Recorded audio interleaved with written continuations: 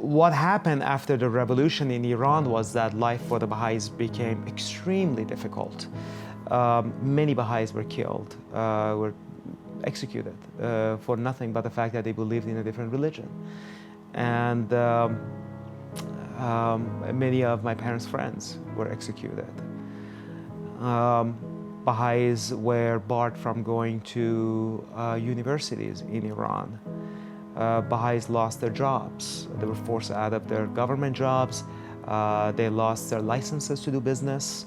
So they really treated Baha'is like second-class citizens. As an 11-year-old, I was in 6th grade, and one day the administrators of the school, specifically a guy who was responsible to ensure that the Islamic teachings are followed by all students, who gave a sermon every day during the mass Islamic prayers, which I did not attend because as a Baha'i we have our own prayers.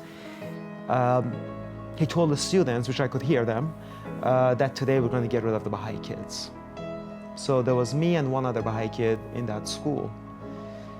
Well, the school ended, and we were waiting right in front of the building inside the courtyard of the school. The faculty were leaving, the teachers were leaving, and we asked them to give us a ride. They would not. A group of about 100 kids of the students had gathered up right outside of the gates of the school with sticks and rocks and whatever they could find.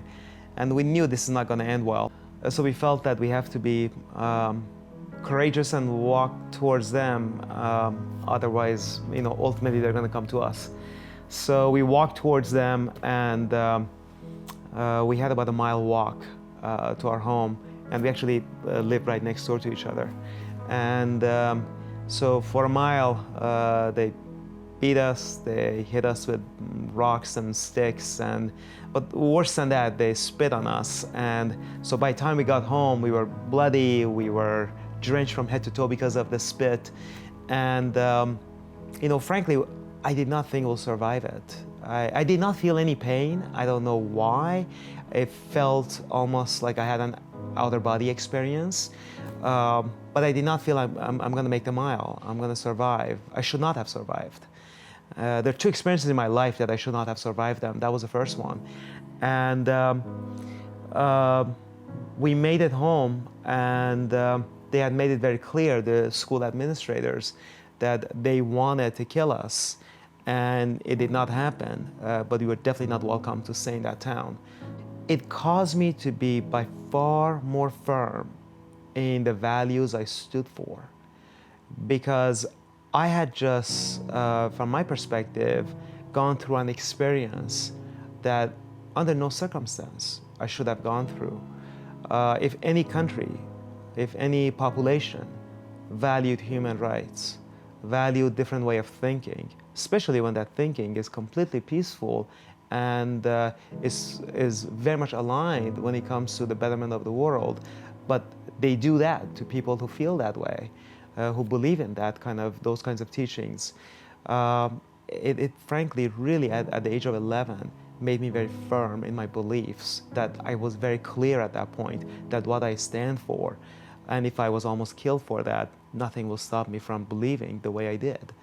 And I think that that also prepared me for the inevitable hardship that was in front of us. You got to keep in mind, during this time, a lot of Baha'is were killed.